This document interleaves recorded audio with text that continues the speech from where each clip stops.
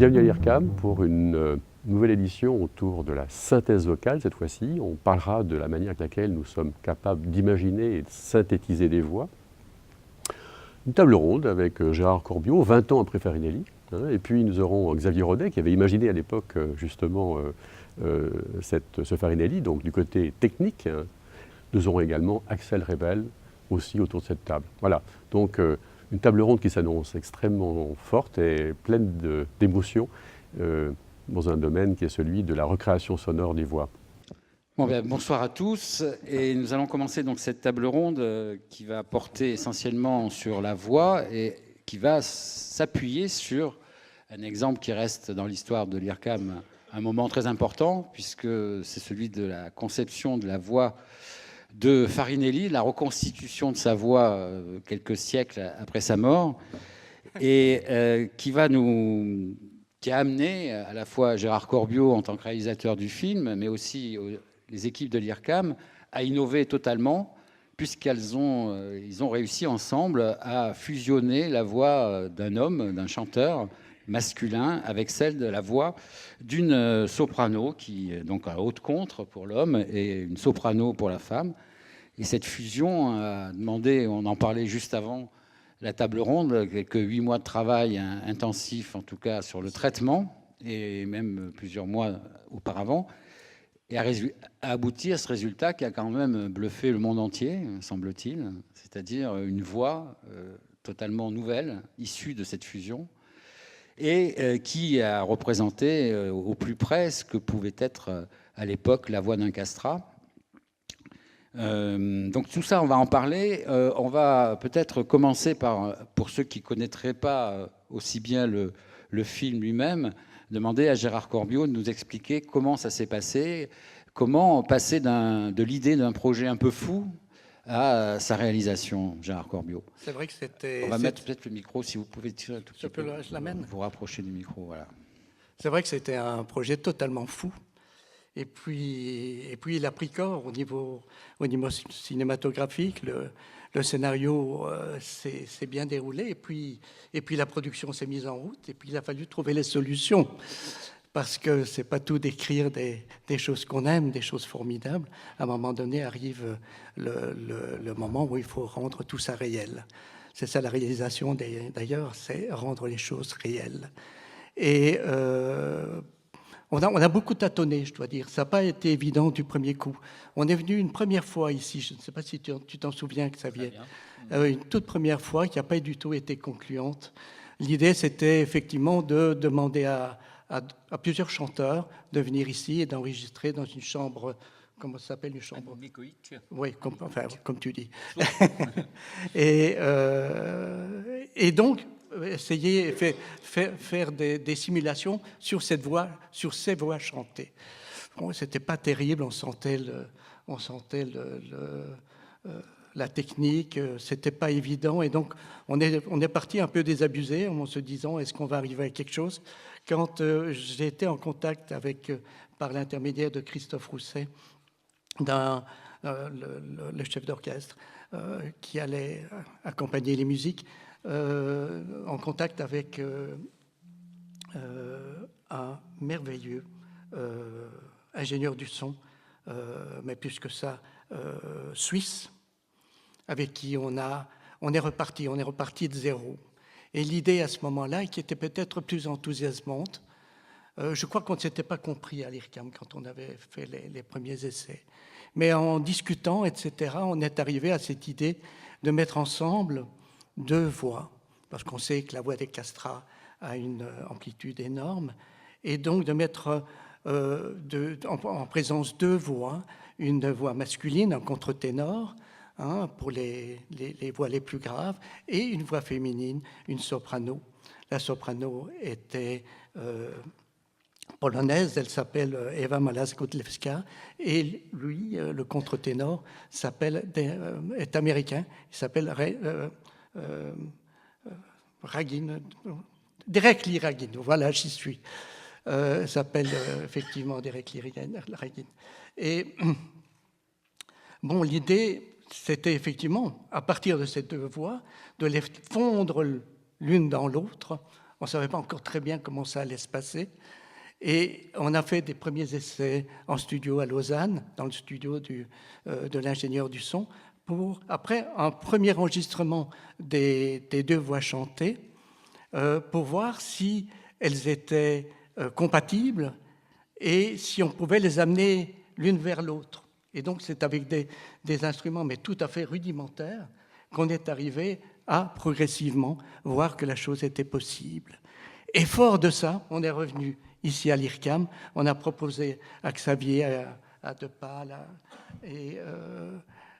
voilà, de reconstruire quelque chose sur cette base-là. Alors, je crois qu'à ce moment-là, on s'est très bien entendu, je crois que tout le monde a vu ce qu'il fallait faire, ou en tout cas entrevoyait ce qu'il y avait comme possibilité. Et nous, ici, bon, à un moment donné, moi je suis parti parce qu'il y avait le tournage qui se mettait en route, j'ai tout laissé ici, mais...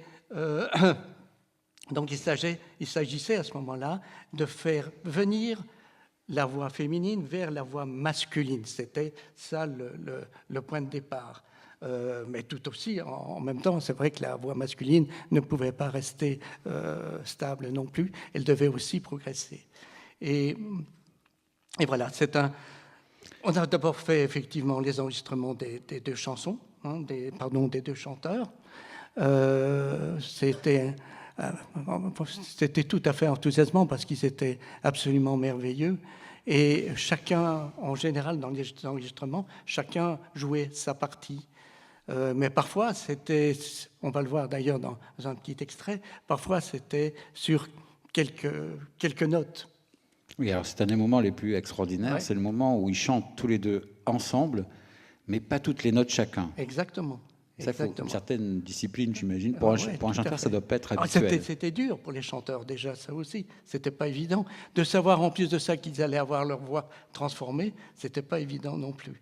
Donc, je les remercie pour tout ce qu'ils ont fait à cette époque, parce que ce n'était pas si simple à mettre en œuvre. Alors, on va voir un petit peu ce qui s'est passé à l'IRCAM, mais avant, je voudrais présenter nos 2 autres participants, dont un fait partie de cette histoire de très près.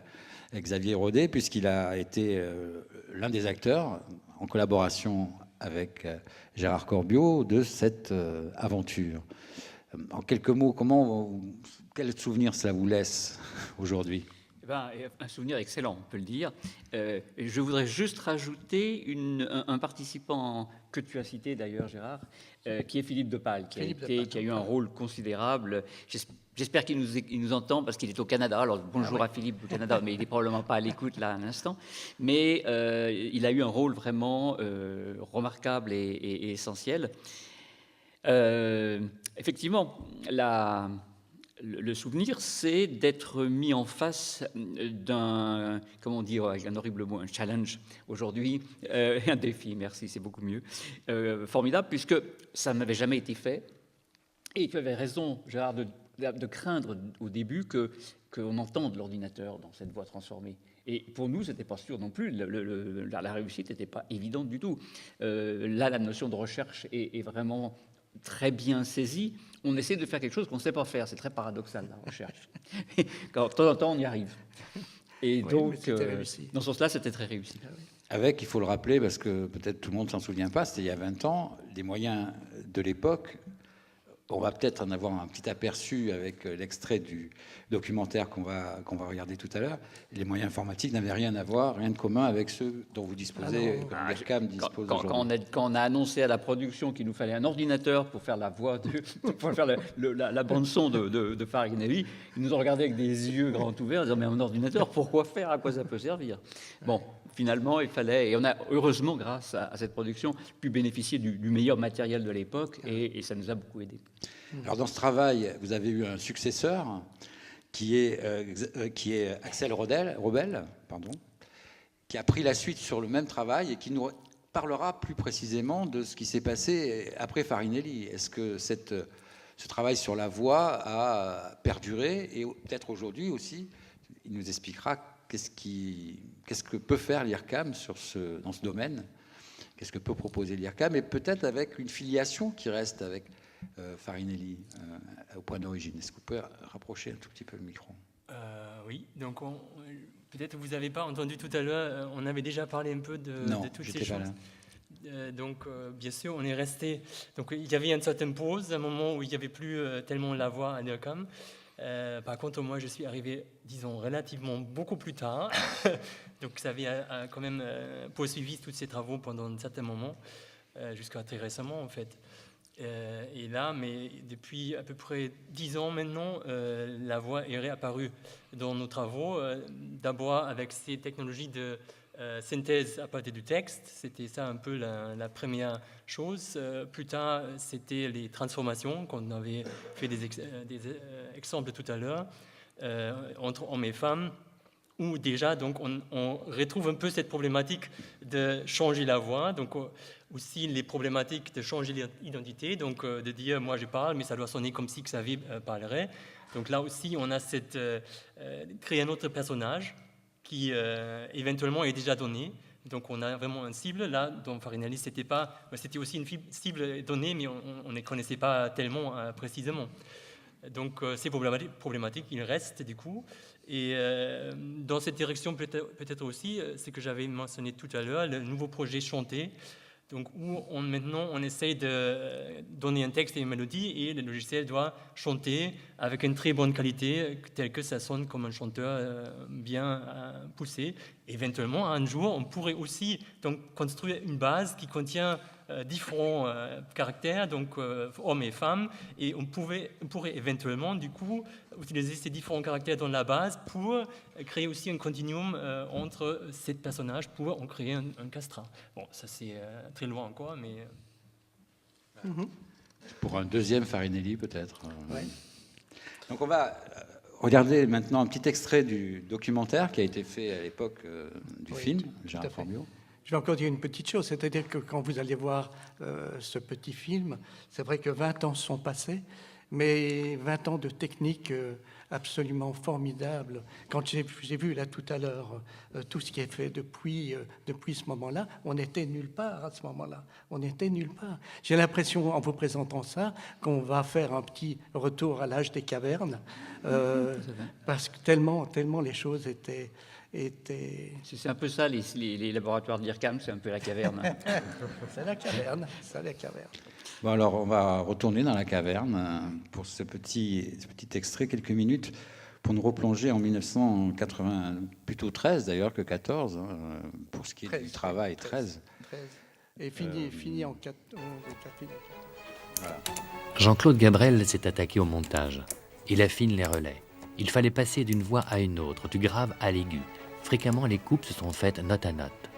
Quand la bande musicale est sortie de ses mains, elle alignait quelques 3000 points de montage. C'est Eva qui chante. Derek. Eva.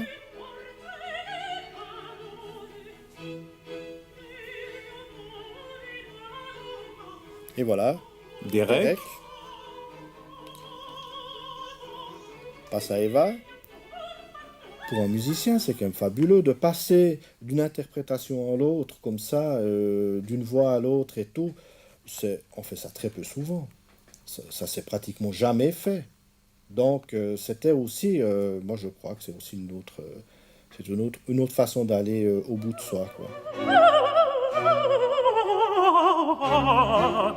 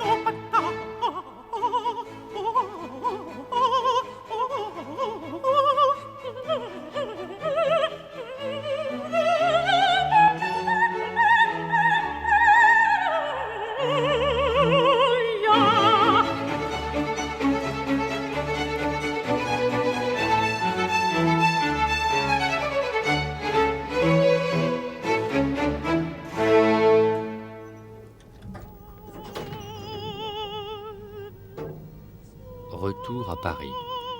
Tout le travail va enfin trouver son aboutissement à l'IRCAM, où les techniques les plus avancées sont mises en œuvre.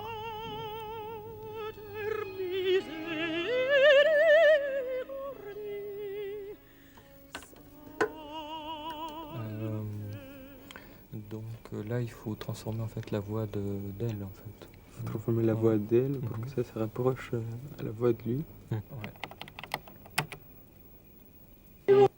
Oui, Voilà. juste la transition. L'assemblage des deux voix désormais réalisé a été fourni sur un support numérique. En fait. Et au niveau des aigus, un niveau global pour regarder la qualité du niveau Au niveau de la brillance. Ouais. À partir de ce matériel pré-traité, la tâche des spécialistes est de forcer ces deux voix à fusionner pour qu'elles en génèrent une seule, nouvelle, porteuse de toute sa propre originalité. Pour donner une idée plus précise du traitement qu'on a effectué, l'analogie qu'on peut faire, c'est de considérer une famille d'instruments comme les cordes et de dire qu'avec les outils qu'on a développés, on peut passer continuellement d'une contrebasse à un violon, par exemple, avec tous les états intermédiaires possibles. Et de manière, je dirais, plus explicite par rapport à la voix chantée, ce que l'on a fait, c'est qu'on a extrait les caractéristiques qui correspondent à une conformation du conduit vocal, c'est-à-dire donc le dispositif qui nous permet de prononcer différentes voyelles, et qu'on a pu transformer cette forme partant de la forme du conduit vocal de la chanteuse vers la forme du conduit vocal du chanteur. Je crois. Le U, c'est... Oui, tout à fait.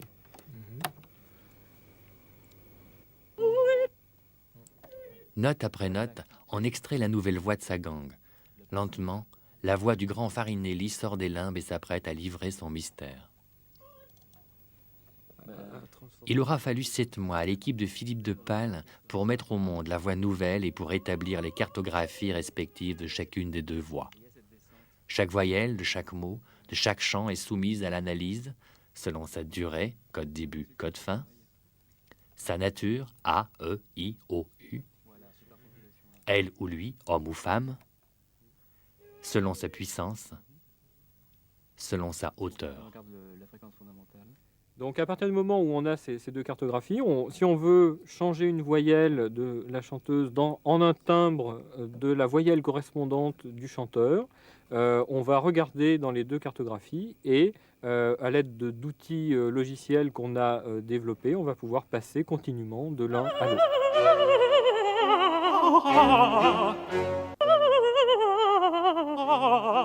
Les moments les plus délicats étaient les relais, c'est-à-dire le moment où on passe d'une voix à une autre, donc voix d'homme vers voix de femme ou voix de femme vers voix d'homme.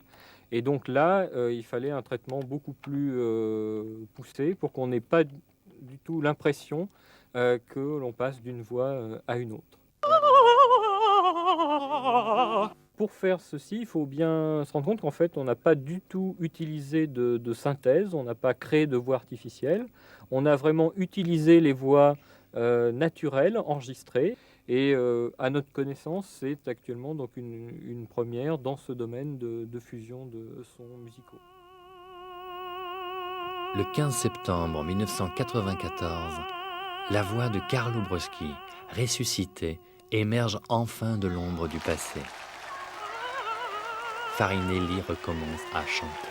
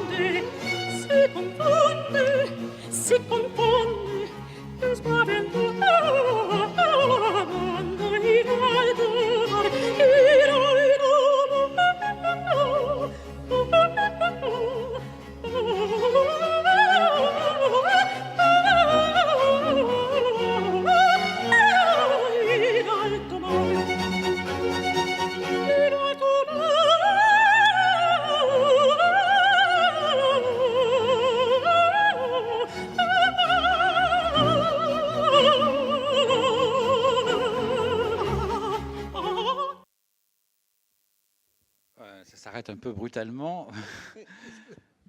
Donc voilà ce qu'on voulait vous montrer.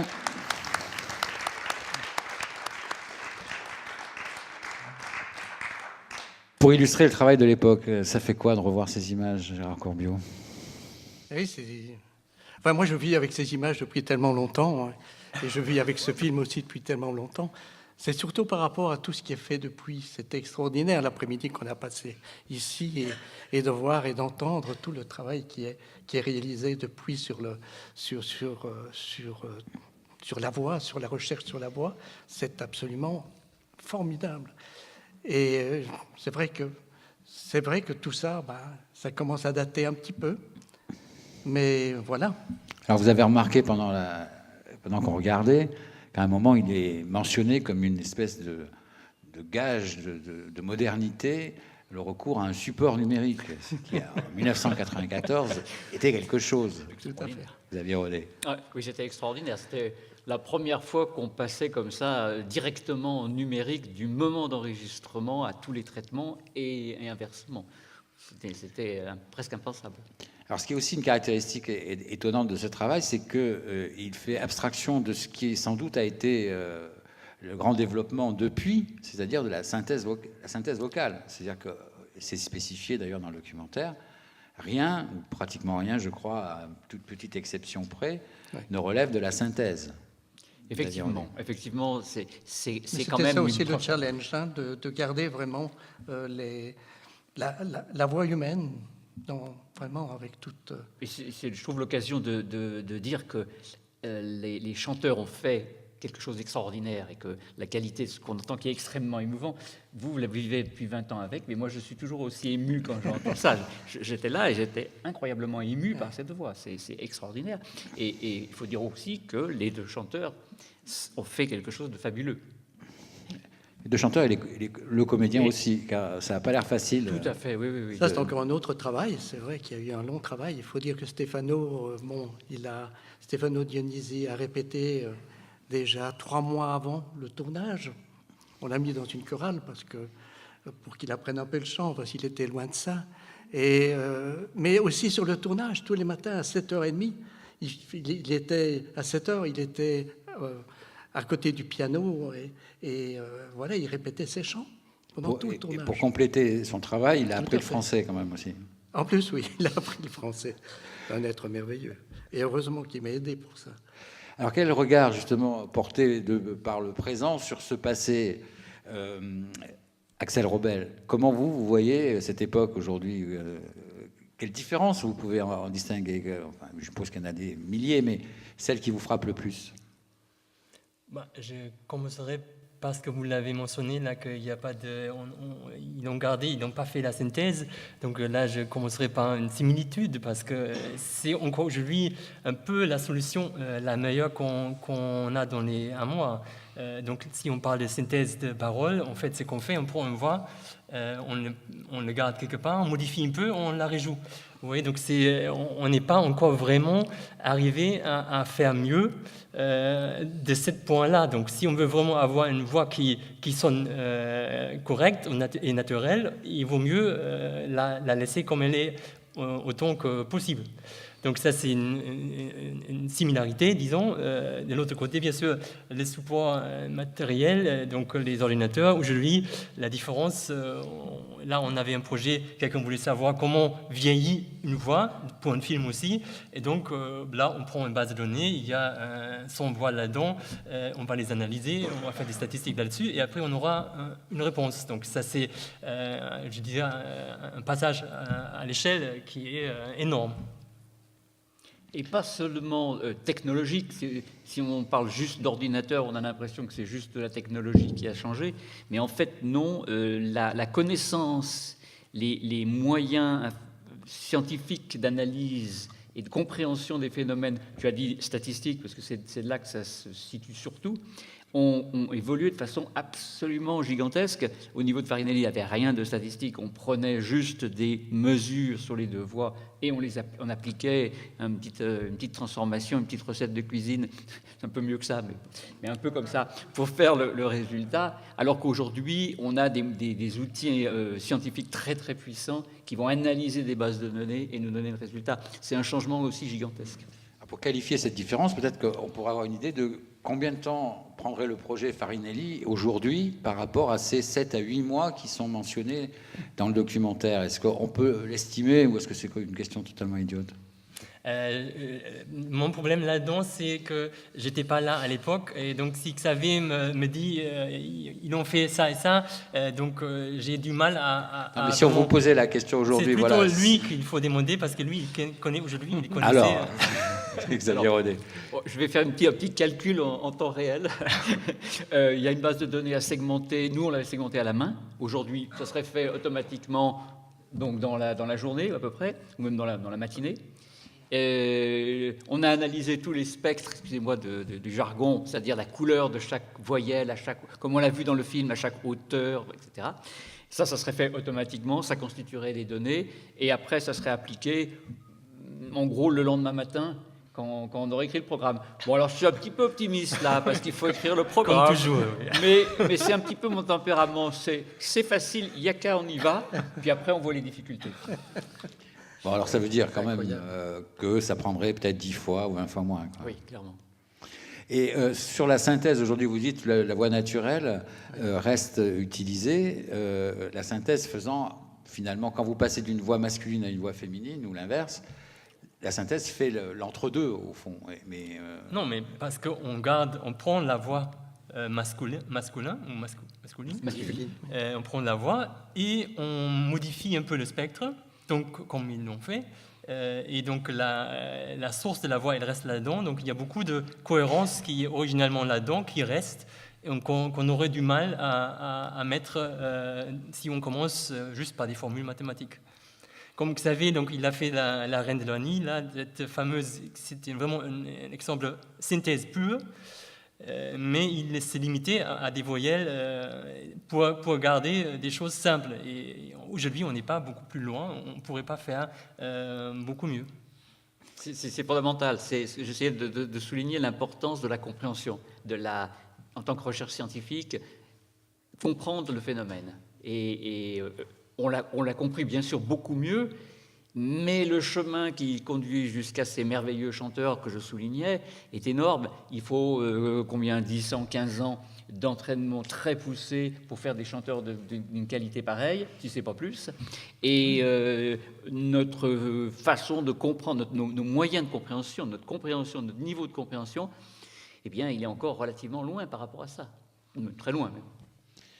Ça ne vous donne pas envie de refaire peut-être pas le fils de Farinelli. Farinelli. On y a déjà songé. C'est vrai que vous l'avez amorcé dans le film. Oui, la suite est prévue astucieusement sur la fin du film. Voilà. Non, mais j'ai eu des... Ouais, j'ai rencontré des personnes qui auraient bien voulu remettre ça sur le tapis et repartir vers de nouvelles aventures. Moi, personnellement, je ne crois pas. Moi, je crois qu'on a fait le tour. Il est temps de passer à autre chose. Voilà, mais c'était une entreprise absolument extraordinaire. Très, très fragile, parce qu'il faut dire aussi que jusqu'au bout, on ne savait pas si on allait réussir. C'était absolument incroyable. Je n'ai pas tout dit à mes producteurs, mais c'est vrai qu'on a pris des risques énormes. Ça veut dire que vous êtes lancé sans avoir l'assurance de réussir. Tout à fait. La voix, en tout cas. Exactement. Qui était le plus gros point d'interrogation. Exactement. Et donc, c'est parce qu'ils ne savaient pas, les producteurs, qu'ils ont accepté. J'ai préféré taire certaines choses. Donc, ça évite de penser qu'ils aient eu le courage de prendre un tel risque. C'est vous qui l'avez assumé, en fait. Oui, tout à fait. On peut, peut-être quelques mots, alors, faute de Farinelli 2, quels sont les projets, vous en avez évoqué quelques-uns, les projets qui sont un peu les descendants ou qui peuvent être considérés comme les descendants de ces travaux initiaux d'il y a 20 ans, Xavier Rodet. En fait, je vais plutôt me tourner Axel vers Axel, qui est oui. maintenant l'âme de ces recherches. Je crois le projet le plus direct, ça c'est le projet chanté. Est-ce que vous pouvez tourner un tout petit peu le micro vers vous? Où on veut essayer de reproduire des chanteurs et chanteuses de très haute qualité, des synthèses de ces voix. Avec Donc là, comment vous faites? Vous faites la synthèse des voix et ensuite... la synthèse à partir d'une base. Ouais. Donc le chanteur, il chante une note. Et donc, avec, oui, pas de vibrato, pas d'expressivité dans la voix, on cherche à mettre du coup l'expressivité de façon artificielle là-dedans pour qu'il y ait mélodie, il y a des vibratos et tout ça. Et après aussi, l'idée serait de pouvoir changer un peu le caractère de la voix, de la rendre un peu plus pleine. Voilà. Donc vous avez cette voix Un peu synthétique. craquant. Et ensuite, il suffit de rentrer une partition dans l'ordinateur pour avoir Voilà, un et concert. après qu'on a un peu des contrôles sur le style, que ça devient un peu plus rock, un peu plus voilà, rapide, un peu plus de vibrato, différentes façons de faire des vibratos. Mais là, c'est pareil. Donc on a cette idée, mais on n'a aucune idée comment ça va fonctionner à la fin. Donc là, on a un projet de 3 ans. À la fin, on verra qu'est-ce qu'on a réussi et qu'est-ce qui va manquer. Et pour continuer, je suis relativement convaincu qu'on n'arrivera pas tout à fait là où on voudrait. Et ça veut dire que c'est un projet de recherche, mais pas sous l'impulsion d'un projet artistique. Là, c'est de la recherche pure. Là, c'est la recherche pure, mais qui, bien sûr, est liée à sera lié. Donc, on cherche maintenant à des compositeurs qui pourraient déjà expérimenter avec les modules qu'on va mettre en œuvre. Oui. Mais après Farinelli, il y a quand même eu, Xavier Rodet, plusieurs films qui ont fait appel à l'expérience un peu initiée par ce film. Ce travail avec l'univers du cinéma a ouvert beaucoup de portes et a intéressé beaucoup de gens qui, du coup, sont venus nous demander, alors dans le désordre, je ne me rappelle plus dans quel ordre c'était, il y a eu pour le film Vatel des corrections à la voix de Depardieu, parce que est venu nous dire le réalisateur, quand Depardieu joue, il ne parle pas bien l'anglais. Quand Depardieu joue bien, il parle mal anglais. Quand Depardieu parle bien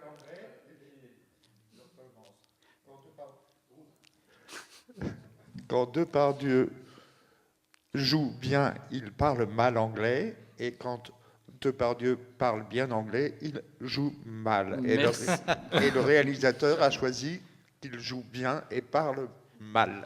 Merci Alain. Alain Lito nous a aidés dans plusieurs de ces films, comme donc celui de Vatel, où on a dû corriger la prononciation anglaise de Depardieu pour le film.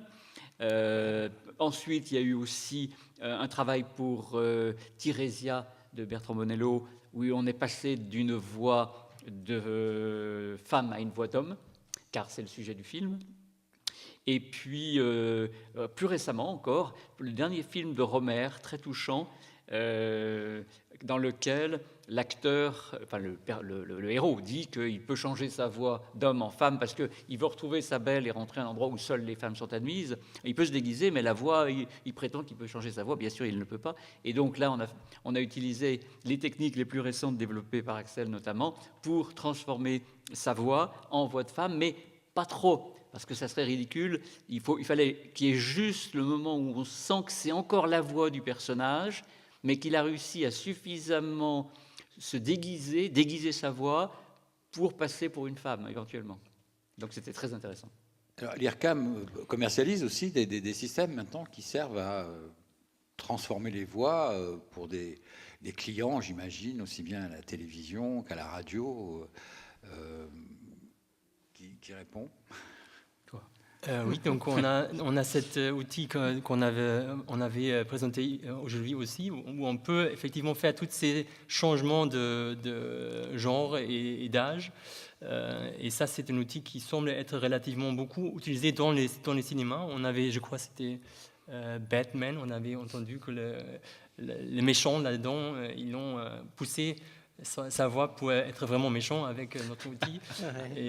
Mais aussi, donc, on a beaucoup de contrats, donc ces contrats que Xavier a mentionnés, donc ils continuent encore pour faire des voix historiques maintenant. C'est un peu un autre angle, donc les gens, ils veulent, les régisseurs, ils veulent faire revivre des voix qui n'existent plus. Donne-nous des exemples. Oui, Donc, l'exemple les de plus Pétain récents. est assez spectaculaire. Donc c'était Marilyn Monroe. Marilyn Monroe d'abord. Marilyn Oui. Monroe, et après, maintenant, c'est Pétain. Oui. Donc la récréation de sa voix, où ils ont la vidéo, mais pas les voix qui vont avec, pour cet documentaire. Et il y a un autre... Attendez, sur Pétain, donc vous avez une vidéo où on n'entend pas sa voix. Tout à fait, oui. Et C'est vous son avez procès. par- C'est son procès. Et vous avez le texte de ce qu'il a dit, qui est retranscrit, oui, j'imagine, par les minutes du procès. Et Oui. vous avez par ailleurs des enregistrements de sa voix qui dit autre chose. Et en gros, c'était l'idée de mettre sa vraie voix avec le vrai texte sur la vidéo qui existe. C'est ça, oui. Donc là, la société de production, ils ont cherché des enregistrements de Pétain. Donc il y a beaucoup, avec des qualités différentes. On ne peut pas tous les utiliser. Dans ce cas, c'était intéressant parce qu'ils ont dit, ça c'est une vidéo vieux. Du coup, on veut aussi un voix qui va avec, qui est vieux, donc il y a tous ces défauts de l'époque. Sinon, on aurait eu du mal. Mais dans ce cas, on prend juste les modèles qu'on peut tirer de ces voix enregistrements anciennes et on obtient une voix qui est aussi ancienne et qui va du coup très bien avec la vidéo. Ce que vous proposez, pratiquement, c'est une forme d'Instagram du son, quoi. C'est-à-dire, on peut appliquer une époque, un style d'une époque à une voix, à un son. C'est encore pas tout à fait ça. C'est ça, avec rapproche. évidemment des limites, que ça ne se fait pas aussi simplement, mais c'est bien de ça qu'il s'agit. Prendre des enregistrements de voix et en faire un modèle qu'on peut appliquer à une autre voix pour lui donner ces caractéristiques-là, les caractéristiques de l'époque, du mode d'enregistrement, du personnage, de la façon de parler. Et là il y a deux directions différentes. Donc, une fois, on a la prosodie. Donc, comment la personne va faire l'intonation de ce qu'elle dit. Et donc, ça, c'est un champ de direction où on peut modifier. Et il y a un autre où c'est la couleur de la voix, donc le conduit vocal. Ça, c'était un autre. Et on a ces deux directions. Et à un moment, on va espérer de pouvoir mettre les deux. Mais, donc, actuellement, si on fait les deux, ça sonne un peu bizarre. Donc, la connexion n'est pas encore tout à fait réussie. Sur Marilyn Monroe, c'était quel travail ? Là, c'était les studios, ils ont cherché une voix qui leur plaisait des côtés timbre, mais son intonation n'était pas exactement l'intonation voulue par le régisseur. Donc là, on a travaillé sur l'intonation. Aussi, on a travaillé sur le timbre, mais ça n'a pas bien fonctionné. Il n'était pas tellement convaincu des résultats. Donc là, c'était le timbre seulement, l'intonation seulement. En dehors de l'objectif dont vous avez parlé, celui de créer cette possibilité d'orchestre automatique d'une certaine façon, c'est-à-dire qu'avec des voix naturelles, mais une partition qui, elle,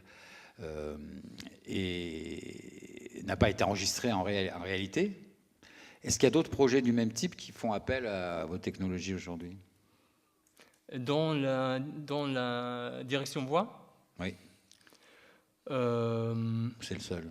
On a le chant, donc comme je disais, on a les transformations de la personnalité, on a aussi le changement des prosodies, mais donc ce sont les trois directions l'âge. Donc on change en fait dans toutes les directions.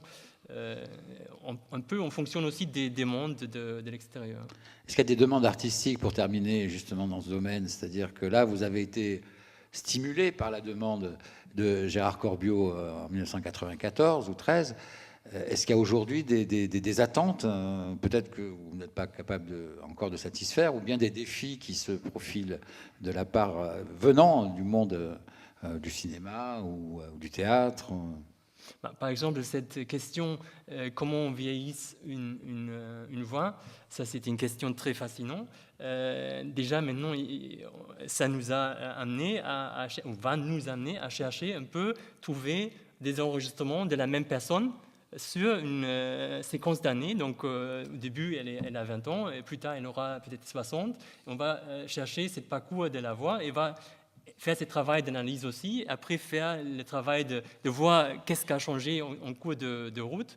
Et ça, c'est une demande qui vient d'une production qui est tout à fait... Je veux citer l'exemple type pour ce vieillissement, c'est d'avoir un enregistrement année après année. Et le plus connu et assez drôle, c'est la reine d'Angleterre qui, chaque année, présente ses vœux au public anglais. Et on a donc un enregistrement sur tout le long de sa carrière et qui nous permet d'étudier la voix. Et le vieillissement de la voix. C'est plus facile qu'avec un quinquennat, par exemple. Voilà. D'où l'avantage. Bon. D'où l'avantage de certains régimes qui ont plus de durée de vie. Donc, quand même, dans votre discours, on sent quand même un parallèle très fort avec l'image. Aujourd'hui, on fait vieillir des portraits pour, par exemple, faire de la recherche de personnes disparues. Demain, on pourrait faire vieillir une vidéo avec l'image qui suit et la voix qui évolue en même temps en parallèle à l'image. C'est à peu près ce qui est fait pour Pétain, puisque on obtient à partir d'une voix qui ne serait pas d'époque, qui serait d'aujourd'hui, qui ne collerait pas du tout, une voix qui sonne d'époque et qui colle avec le type d'image qu'on a dans les archives. On peut à la fois tenir compte de l'âge de la personne, mais aussi de l'âge du contexte, et le renvoyer dans son passé. Tout à fait. Est-ce que, pour terminer, Gérard Corbiot, aujourd'hui, dans ce nouveau contexte, est-ce que vous pourriez avoir le même projet, ou est-ce que finalement, ça serait trop facile? Je ne sais pas. Non, mais ce film s'y est fait. Moi je n'y retournerai plus. Encore que j'ai un travail sur la voix, là, très bientôt. Je ne peux pas en tirer encore grand-chose. Mais c'est vrai que j'ai un problème plutôt un film qui va demander, un projet qui va demander certaines transformations et certaines choses à étudier. Sur la voix, c'est une voix de femme, effectivement, une chanteuse. Donc, qui sait? Si ce film se fait, on se revoit. Retour à l'IRCAM. Mais vous avez également travaillé sur la voix pour la Semaine du Son, justement, en réalisant un petit film qui s'appelle Les nuances de la voix. Les nuances de la voix, mais oui, c'est vrai, je crois que vous allez le voir là tout de suite. C'était une proposition de notre ami d'ici, et effectivement de rendre compte de la dynamique de la voix, de sa puissance. Et donc, c'est un film, on devait le faire en 1 minute 45. Je ne sais pas pourquoi je ne sais pas citer Christian Hugonnet, c'est Christian, bien sûr, Hugonnet, dont je parle, qui a eu cette idée, il m'a demandé de le réaliser. Et en fait, c'est intéressant. C'est intéressant, je crois qu'il passe pour le moment dans les salles, et pour la Semaine du Son. Et je crois qu'il permet de se rendre compte aussi, effectivement, de la puissance de la voix. Et en même temps, on sait aussi tout le problème du son dans les salles du cinéma. On sait comment le son n'est pas toujours très très bien traité. On sait que le calibrage n'est pas au mieux.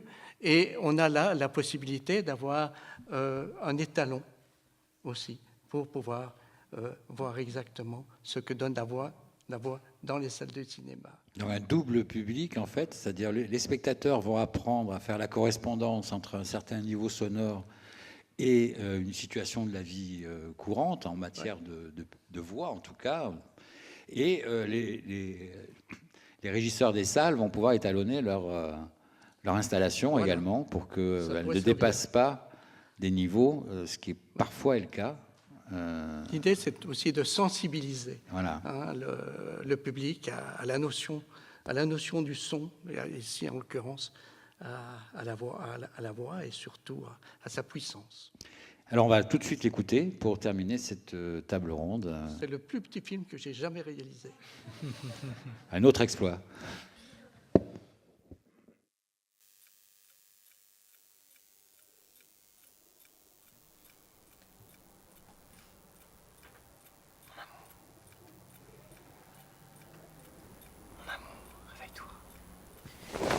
Et quelle heure? Mince, je suis en retard. À ce soir, je serai dans la salle.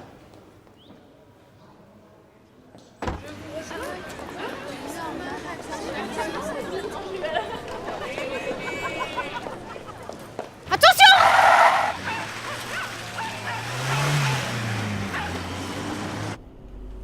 Tu fais quoi ce soir? Ce soir, on va au théâtre, voir une jeune chanteuse à la voix fabuleuse. On en parle beaucoup. Mais je chante, je crois, depuis que je suis toute petite. Et oui, c'est quelque chose qui me remplit de joie, qui me transporte. Quand je suis sur scène, les nuances de la voix.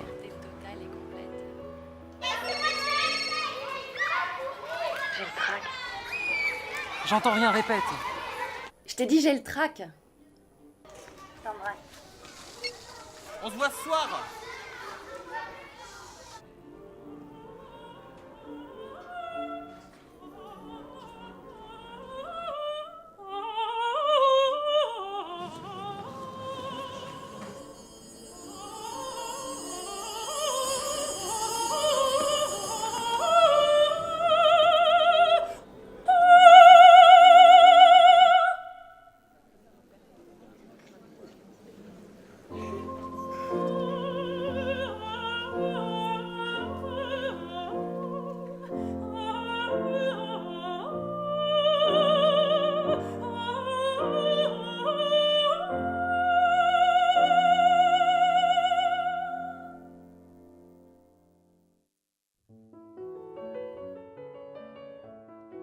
Voilà.